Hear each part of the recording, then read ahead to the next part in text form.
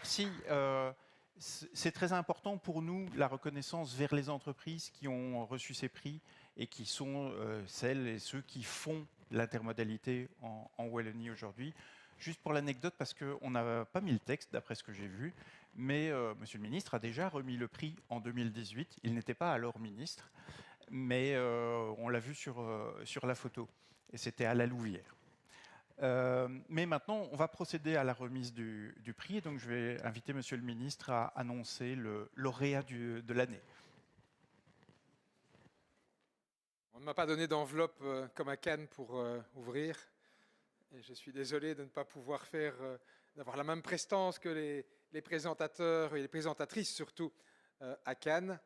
Voilà, l'entreprise qui est lauréate du 25e prix de l'intermodalité en Wallonie est une entreprise qui est présente depuis plus de 4 fois 25 ans en Wallonie. C'est une entreprise qui est ancrée dans notre territoire, qui est ancrée dans le territoire Carolo, qui a une expertise internationale. On n'a pas encore annoncé, non, ça va.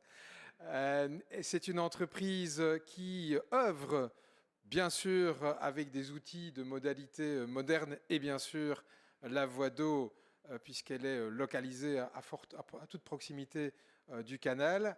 Mais c'est aussi une entreprise qui est ancrée dans la transition énergétique. La transition énergétique, elle implique aussi une électrification de notre territoire. Qui dit électrification dit câbles, et singulièrement des câbles de ligne à haute tension, qui est une technologie aujourd'hui extrêmement pointue et qui est promue et promise, pardon, exactement, promise un très bel avenir, parce que la demande en électrification, au vu de nos objectifs, elle est extrêmement importante. Et donc, je veux parler de l'entreprise Nexans, présente à Charleroi et représentée par son vice-président exécutif industrie, Monsieur Guillaume Mas. Bravo.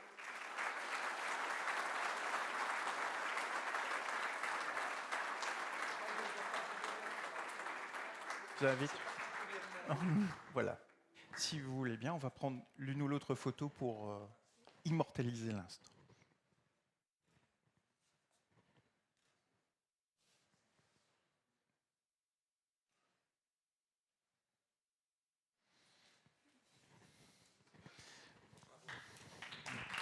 Monsieur Mas.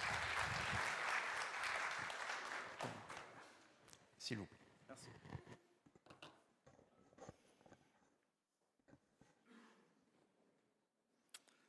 Merci à tous, bonjour à tous. Tout d'abord, je voudrais remercier Monsieur le Ministre, remercier les organisateurs de cet événement pour la remise de ce prix, remercier aussi mes collaborateurs moi je suis juste le messager aujourd'hui, donc mes collaborateurs qui ont contribué à l'obtention de ce prix. Je veux parler de Régis Mas, donc le directeur de l'usine du site de Charleroi, Nicolas Philipperon et Nicolas Ergouache qui s'occupent tous les deux de l'aspect supply chain dans cette usine. Je voudrais aussi remercier Vincent Brassine de Novandi, CEO de Novandi, qui a permis la réalisation du transport de nos marchandises par voie d'eau.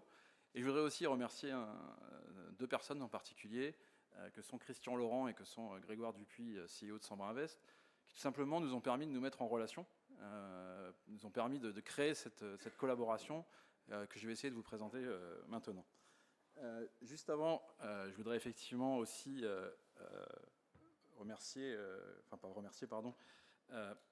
vous expliquer un peu qui je suis. Donc moi, je suis Guillaume Mas, je suis effectivement le directeur industriel pour le groupe Nexans de la partie haute tension. Et donc, la présentation que je vais vous faire juste après, je voudrais juste vous raconter une anecdote. Il y a un de mes collaborateurs qui, quand il m'a aidé à la préparer, m'a dit attention, l'OSPOE a insisté, on a en face de nous des champions de la supply chain et particulièrement du transport multimodal. Alors c'est vrai que j'ai pas pris peur sur le coup, mais avec toutes les présentations que je viens de voir, je suis désolé. Dans la présentation, je vais avoir très peu de barges, très peu de canaux, mais rassurez-vous, on est quand même dans le thème.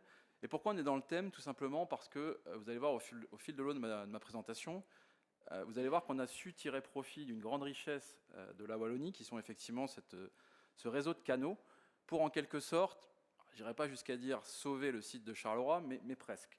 Pourquoi? Parce que ce site, comme effectivement il a été présenté, c'est un site très ancien. C'est un site qui a été souvent, dans le groupe Nexans, potentiellement menacé de fermeture, parce que le marché évoluait, parce que ce site n'évoluait pas en même temps que son marché.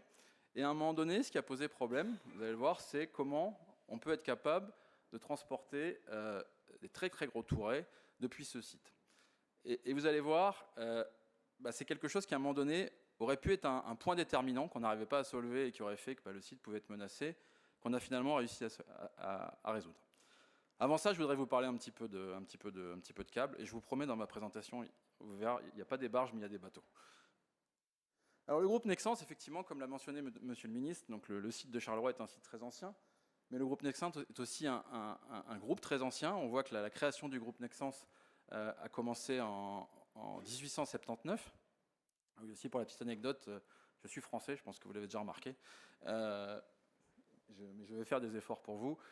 Juste aussi une autre anecdote, tout à l'heure on m'a demandé où est-ce que j'étais basé. Alors j'ai répondu naturellement que mon salaire était basé au siège de Nexans à Paris, mais que mon cœur était basé, lui, à Charleroi, parce que pour la petite histoire, j'ai été le directeur de cette usine de Charleroi pendant 3 ans, et j'ai passé 6 ans dans votre merveilleuse région. Donc le groupe Nexans a commencé en 1879, effectivement avec, en parallèle de la création par M. Edison de l'ampoule à filament. Et donc c'est à partir de ce moment-là qu'a commencé une nécessité d'électrification de plus en plus importante. Le groupe Nexans, qui est devenu le groupe Nexans dans les années 2000, a porté plusieurs noms. Le nom le plus connu, c'est le groupe Alcatel. Et Nexans, Alcatel est devenu Nexans quand Alcatel a décidé de se séparer de sa division Clab et de créer une société qui s'appelait Nexans. Au fil de l'eau, on est toujours resté Nexans maintenant, mais on a effectivement eu différents plans d'exécution, et notamment, on va dire, le plus significatif et le grand tournant est en 2021, quand le groupe Nexans a décidé de se réorienter uniquement sur l'électrification. C'est-à-dire que du câble, vous en avez dans tout. Vous en avez dans votre voiture, vous en avez dans tous les moyens de transport, il y a du câble. Vous en avez dans vos maisons, vous en voyez à l'extérieur. Le groupe Nexans a décidé en 2021 de se recentrer uniquement sur le secteur d'électrification et donc d'abandonner un certain nombre de secteurs, notamment les secteurs industrie, c'est-à-dire les câbles qu'on va retrouver dans les voitures, dans les bateaux, dans les avions. Cela pourquoi? Tout simplement parce qu'on avait déjà, à ce moment-là, envisagé le fait que le monde allait avoir besoin de plus en plus d'électricité. Donc pour ça, en fait, le groupe se réorientait autour d'un grand segment business qui est donc l'électrification, avec un nouveau motto qui est Nexans électrifie le futur. Tout simplement pourquoi? Parce que vous verrez, partout où il y a de la vie, il y a besoin d'électricité, et donc nous apportons cette énergie à la vie au travers de l'électricité. Donc nous sommes organisés autour de deux grandes divisions. La division Power Transmission, pour laquelle effectivement je suis le directeur industriel, et donc je gère des usines qui s'étendent du Japon aux États-Unis, avec un point central qui est bien sûr Charleroi, et avec aussi une division donc Grid and Connect qui elle va plutôt intégrer tout le marché de la distribution et d'usage. Donc c'est plus les câbles que vous allez retrouver à proximité effectivement de vos maisons. Quelques chiffres rapidement. Le groupe Nexans, c'est 7,1 milliards de chiffre d'affaires, c'est 28 500 personnes à travers le monde, c'est à peu près 800 personnes en Belgique. Voilà. Et on est présent dans 41 pays dans le monde. De nouveau, pourquoi on a choisi l'électrification? Tout simplement, le chiffre le plus parlant, c'est le chiffre qui est en haut à droite. Effectivement, la demande en électricité est croissante et on estime que jusqu'en 2030, celle-ci aura augmenté de 20%. Ce qui augmente aussi, c'est le besoin en électricité partout dans le monde. Effectivement, aujourd'hui, vous avez encore un certain nombre de pays qui ne sont pas encore énergisés, ou en tout cas pas assez, et donc on contribue aussi à l'électrification de ces pays. Les engagements sur le climat. Nexans a été un des premiers câbliers à prendre des engagements sur le climat, avec des engagements relativement forts, effectivement d'obtenir une neutralité carbone aux environs de 2050, avec quand même des étapes intermédiaires, notamment avec des engagements aux alentours de 2030 qui sont quand même assez conséquents. La force aussi du groupe Nexans, ça a été de décliner, parce que bon, ça peut aussi parfois être juste du window dressing ou du greenwashing, où on annonce ça pour faire plaisir à nos investisseurs. Le groupe Nexans est un groupe qui a développé un modèle au travers de notre CEO Christopher Guérin, modèle qu'on a appelé E3, qui agit à la fois sur l'intérêt économique, l'engagement de nos salariés, mais surtout sur l'aspect environnemental. Donc toutes nos usines, en fait, sont awardées chaque année.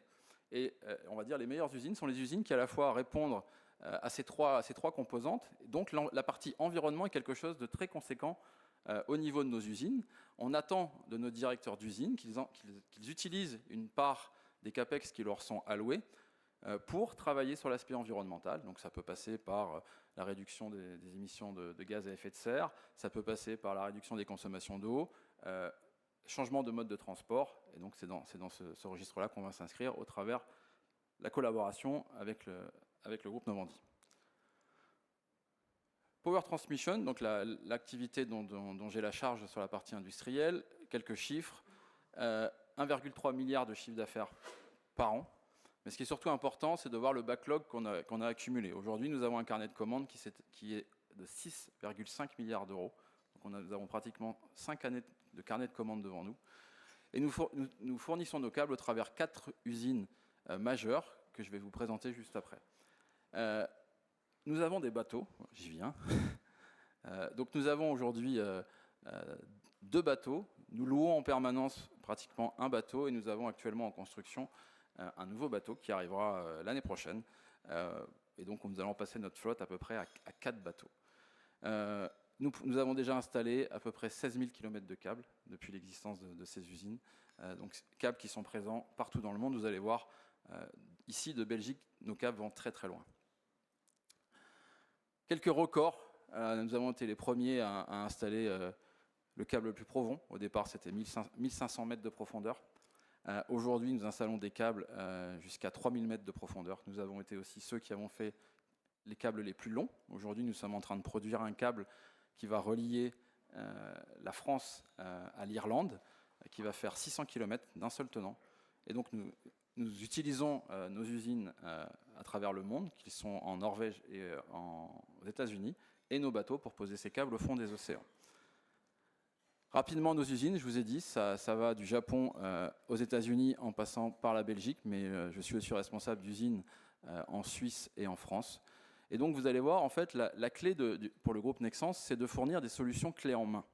C'est-à-dire que quand on parle d'électrification, quels sont les 2 gros drivers de l'électrification aujourd'hui? Vous avez 2 gros marchés. Vous avez le marché de l'interconnecteur, c'est-à-dire de relier les pays entre eux. Et vous avez ensuite le marché de l'éolien en mer.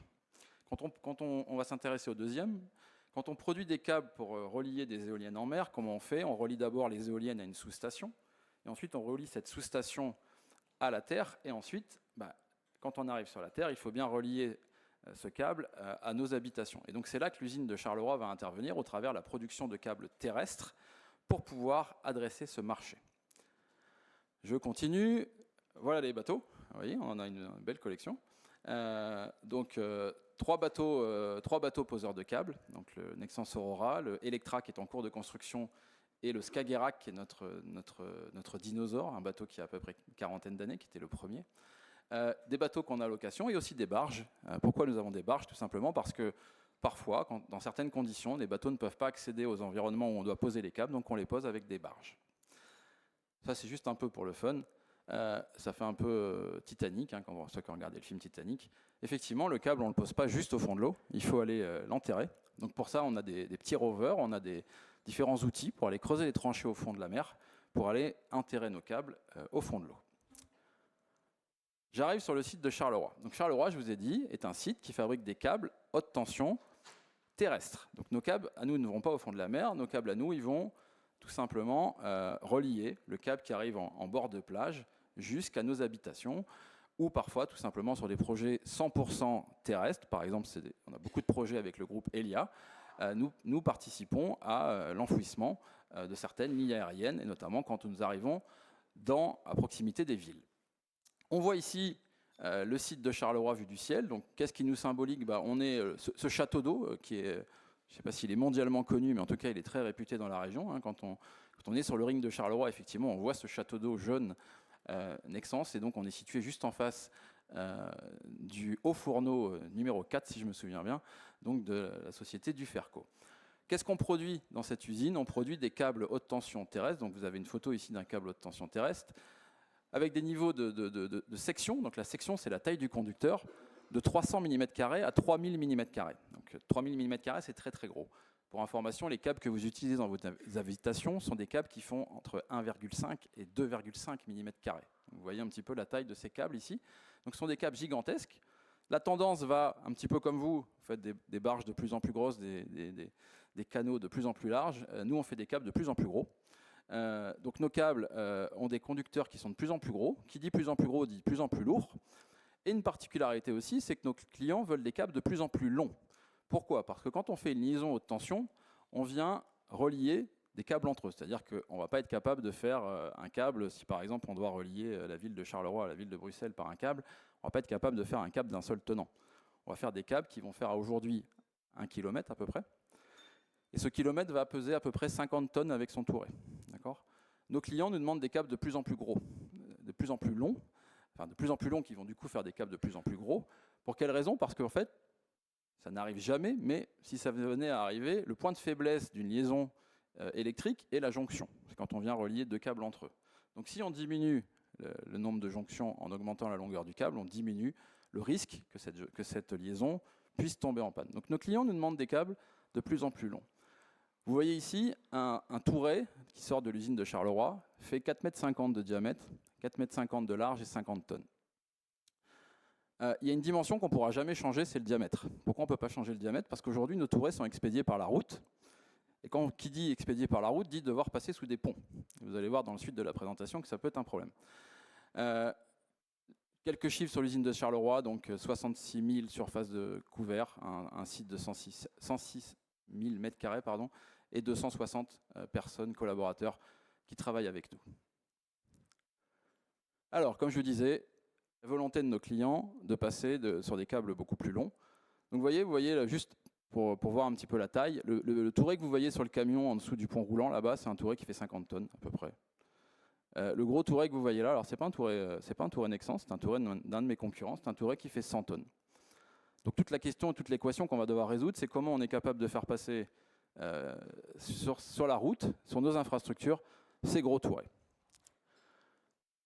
Je vous ai parlé d'un pont. Le pont est important. Donc vous voyez, parfois ça ne se passe pas comme prévu.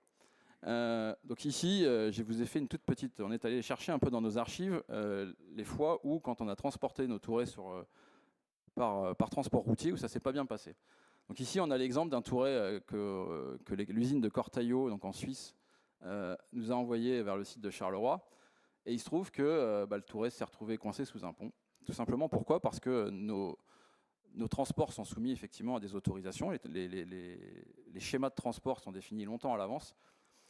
Et là, il se trouve que le chauffeur du camion a voulu prendre un raccourci. Bon, voilà, le raccourci a coûté cher. Et donc, le touret s'est retrouvé encastré sous le pont. Parfois, j'avais passé la vidéo, c'est pas intéressant. Juste pour décoincer le touret, il a fallu scier le touret en deux. Le touret était bien coincé. D'autres plans qui peuvent arriver, c'est des tourets tout simplement qui, lors du transport, soit par vibration, soit par mauvais calage, le touret s'effondre sur lui-même.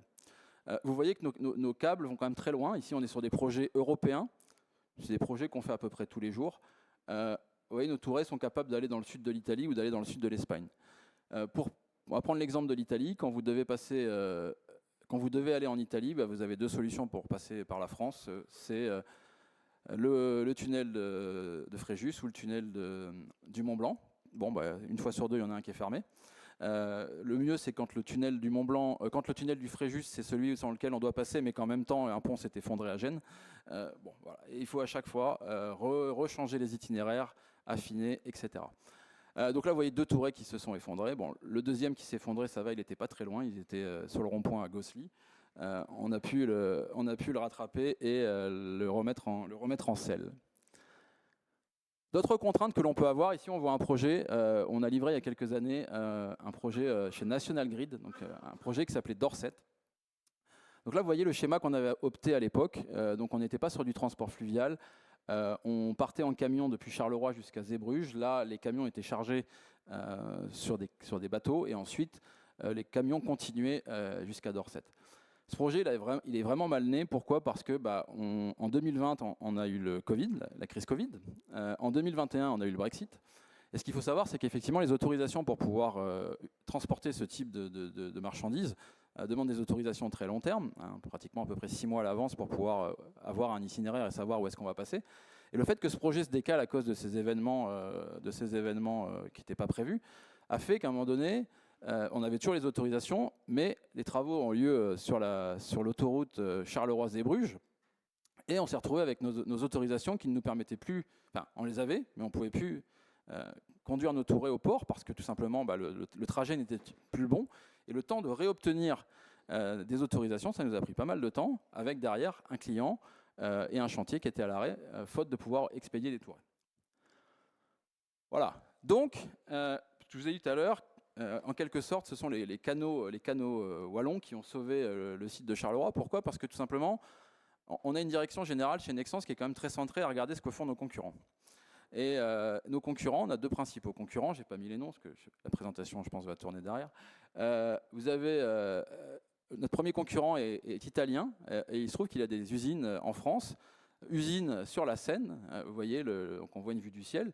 L'usine est directement accessible, directement axée sur la Seine. Donc, nos concurrents font la même chose que nous, hein, c'est-à-dire ils ont aussi un besoin de passer sur des tourets beaucoup plus gros. Bon, l'avantage pour eux, c'est qu'ils viennent mettre la barge au bord de l'usine et ils mettent directement les tourets dans la barge.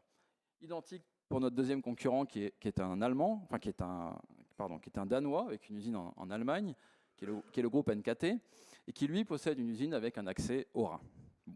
Donc mes chefs, m'ont souvent dit, quand j'ai construit plusieurs projets de sauvetage de l'usine de Charleroi, Guillaume, il n'y a pas d'accès à l'eau. Alors c'est vrai qu'on a l'eau pas très loin, parce qu'on a la Sambre qui est à 400 mètres, mais pour ça, il faut traverser une voie ferrée. Et pour ça, il faut soit passer en aérien au-dessus de la voie ferrée, soit creuser un tunnel pour accéder à la Sambre que l'on voit derrière le terrain du groupe du Ferco. Bon, c'est des choses qui sont possibles. Il faut savoir que Nexans, on est les champions pour creuser du tunnel. On a une usine sur laquelle on a un tunnel de 4,5 km pour pouvoir relier notre usine à la mer. Bon, mon chef m'a dit, ton projet il est bien gentil, mais il verra jamais le jour, donc il faut trouver un autre moyen. Voilà. Et c'est à ce moment-là qu'on a effectivement commencé à collaborer avec le groupe Novandi, pour essayer de trouver une solution pour pouvoir sortir nos tourets depuis l'usine et les emmener jusqu'au port autonome de Charleroi, et ensuite pour pouvoir charger nos tourets sur des barges pour pouvoir les emmener aux différents endroits où ils étaient attendus. Et aujourd'hui, le marché attend principalement les tourets en Allemagne ou aux Pays-Bas. Et donc il se trouve, et ça c'est l'argument qui a tué tous les arguments de mes chefs sur ne pas investir à Charleroi, parce que c'est vrai que j'ai oublié de le mentionner, mais donc le groupe Nexans a annoncé 92 millions d'euros d'investissement sur le site de Charleroi il y a quelques mois. Et tout ça découle un petit peu de ce qu'on a été capable de faire effectivement avec le groupe Novandi. Donc comment on a fait? Tout simplement, on s'est rapproché du groupe Novandi et on a trouvé une solution. La solution, c'était tout simplement de réussir à emmener les tourets jusqu'au port autonome de Charleroi et de là les transférer sur barge. Gros avantage qu'on pensait être une contrainte, c'est justement cette accessibilité au réseau de canaux belges et donc wallons, ensuite nord-européens pour pouvoir accéder à l'Allemagne. Pourquoi? Parce que nos concurrents, ils ont beau être sur le Rhin ou ils ont beau être sur la Seine. Au final, si vous prenez l'exemple de la Seine, effectivement, ils peuvent directement mettre les tourets sur les barges. Les barges vont se retrouver au port du Havre. Là, il va falloir avoir une rupture de stock et un dépotage pour repartir sur des bateaux côtiers qui vont ensuite arriver de nouveau en Allemagne à un port. Ils vont de nouveau être dépotés pour ensuite être remis sur barge ou remis sur camion. L'avantage que l'on a, nous, c'est qu'en fait, en chargeant directement sur des barges ici et par le réseau de canaux qui existe ici en Wallonie et en Belgique, on arrive à relier directement les ports allemands qui nous intéressent en restant sur des barges. Donc finalement, d'une contrainte, on en a fait une opportunité. Le projet qu'on est en train d'exécuter avec le groupe Novandi, pour lequel vous verrez une vidéo juste après, donc c'est un projet qui s'appelle BorWin6. BorWin6, c'est tout simplement le raccordement, c'est le nom d'un champ éolien pour le groupe TenneT au nord de l'Allemagne, qui comprend, en ce qui concerne le site de Charleroi, 100 km de câbles. Vous avez deux types de câbles ici, vous avez des câbles aluminium et des câbles cuivre. Ça correspond à 75 bobines. Vous voyez que ce sont quand même des bobines qui sont déjà relativement grandes. Vous voyez que une taille qui ne bouge pas, c'est le 4,50 m, le premier, le diamètre, on ne peut pas faire plus. Et donc là, nous avons des tourets qui font 4,50 m de diamètre, pour une largeur d'à peu près 4,40 m. Leur poids oscille entre 30 et 40 km. C'est un projet qu'on aurait pu faire par route, qu'on a décidé de faire par voie d'eau. D'abord pour servir de démonstrateur sur des choses beaucoup plus grosses qu'on va faire par la suite, et ensuite pour bien sûr commencer à répondre à nos engagements de réduction de gaz à effet de serre et aussi pour un intérêt économique. Donc là, vous voyez que les tourets sont chargés sur le site de Charleroi. Ils transitent vers le site de Novendie de nuit par transport exceptionnel. Ils sont ensuite accumulés sur le site de Novendie pour ensuite être chargés sur des barges et ensuite transportés par voie d'eau jusqu'au port de Hambourg et ensuite on part jusqu'au port de Brunsbüttel, et ensuite ces tourets-là sont acheminés par camion jusque sur leur destination finale. Il faut savoir qu'il y a aussi une logistique de retour, parce que ces bobines-là coûtent quand même relativement cher, même vides, et donc on fait revenir nos bobines vides par le même moyen de transport jusque sur le site de Charleroi. L'impact, c'est quand même intéressant de chiffrer un petit peu les impacts économiques et surtout les impacts en gaz à effet de serre sur cette opération. Donc vous voyez que déjà on a réduit à peu près un petit peu plus de la moitié notre équivalent CO2. Donc tous les calculs, c'est pas moi qui les ai faits, c'est mes collaborateurs, donc avec le calculateur qui est sur le site de la région wallonne. Et l'impact aussi socio-économique, vous voyez qu'il est quand même aussi relativement important parce qu'on arrive pratiquement à aussi diviser par un petit peu moins de 2 nos coûts. Un très très gros projet, et c'est vraiment celui-ci qui va nous intéresser. Ce gros projet, donc le projet TENET. TENET, c'est un TSO néerlandais qui opère pas mal dans le nord de l'Allemagne aussi, et qui, il y a quelques années, a awardé l'équivalent de 2 gigawatts de puissance éolienne auprès des différents câbliers européens. Et donc le groupe Nexans a été awardé de ces trois projets. Ces 3 projets cumulés représentent au total 3,5 milliards d'euros du carnet de commandes que je vous ai présenté tout à l'heure. Dans ce projet, ça va correspondre à peu près pour le site de Charleroi à plus de 150 tourets, des très gros tourets cette fois-ci. On va parler de tourets de 70 tonnes qu'il va falloir transporter depuis le site jusque dans le nord de l'Allemagne. Et donc c'est là que la solution qu'on a développée va encore plus porter ses fruits, que ce soit à la fois en faisabilité et à la fois aussi l'intérêt économique et l'intérêt en réduction des émissions de gaz à effet de serre. Voilà ce futur projet, 110 km, donc 86 plus 90, bon, ça ne fait pas tout à fait le chiffre que j'ai dit, mais on y est à peu près. Et ce projet donc, va être fabriqué ici sur le site de Charleroi avec ce que vous voyez en bas à gauche, c'est la nouvelle tour de production que l'on va construire à Charleroi. La construction, les fondations vont commencer la semaine prochaine. On avance bien dans les travaux. Et donc cette nouvelle tour va pouvoir permettre de produire encore plus de câbles et donc d'expédier encore plus par voie d'eau de câbles depuis ce site de Charleroi. Merci à vous. Juste avant de finir, il y a une petite vidéo qui résume tout ce que je viens de vous dire.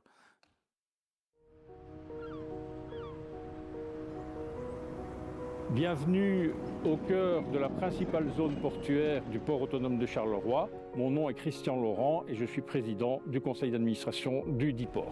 Cette plateforme est un dispositif stratégique majeur du port autonome de Charleroi et aujourd'hui nous sommes heureux de participer à une collaboration structurelle entre Novendie et Nexans. Bonjour, je m'appelle Vincent Brassine, je suis CEO de Novendie spécialisé dans la logistique multimodale. Nous transbordons des charges vers des bateaux ou vers des trains. Nous utilisons le camion pour les courtes distances et les modes plus doux pour de longues distances. Novendie organise le transport, la manutention, l'entreposage et les opérations douanières. Bonjour, je suis Nicolas Philipperon, je suis le responsable de la supply chain du site de Nexans Charleroi. Nous sommes ici sur notre site de production à Marcinelle et nous fabriquons des câbles haute tension terrestre. Nexans est un acteur phare de l'électrification. Nous produisons des câbles qui relient les centrales électriques aux transformateurs aux entrées des villes et ce pour l'Europe de l'Ouest. Le partenariat entre Nexans et Novendie s'est construit sur plusieurs années entre un industriel et un logisticien. Nous avons donc établi un business model afin de réaliser un shift modal de tourets qui étaient transférés par la route vers la voie d'eau. Cela permet de désengorger les autoroutes de nos convois exceptionnels. Cela simplifie les contraintes administratives liées à ces transports Et cela a pour nous à la fois un avantage économique et écologique. Le gros avantage du transport fluvial, c'est qu'il ne demande pas d'autorisation spécifique. Autrement dit, lors d'un transport exceptionnel de ce type de Touret, il fallait 6 mois pour obtenir de telles autorisations. Aujourd'hui, en 10 jours, nous arrivons à expédier plus rapidement, jusqu'à la destination. Pour fabriquer un câble haute tension, nous partons d'un fil en aluminium ou d'un fil en cuivre. Nous assemblons l'âme du conducteur. Une fois assemblé, nous venons ajouter différentes couches. D'abord une couche d'isolant. Ensuite, les cordes sont placées en étuve. Une fois sorties d'étuve, nous ajoutons différentes étapes, à savoir différents écrans, et nous finissons par une gaine externe. Pour garantir la qualité de nos produits, nous testons 100% de nos câbles. Une fois emballés, ils sont chargés sur des camions. Lorsque les tourets sont positionnés sur les remorques, nous transférons ces tourets par transport exceptionnel pendant la nuit jusqu'à notre plateforme. Nous déchargeons les remorques avec la grue qui se trouve derrière moi. Et lorsque nous avons atteint un nombre suffisant de tourets de câbles, nous les transbordons vers des bateaux qui, eux, sont connectés à l'ensemble du réseau fluvial européen. Aujourd'hui, le partenariat avec Novandi nous permet de valider un nouveau mode d'expédition et préparer l'avenir. Nexans et Novandi souhaitent continuer à développer ce partenariat fort, axé sur une logistique plus verte pour les prochains projets.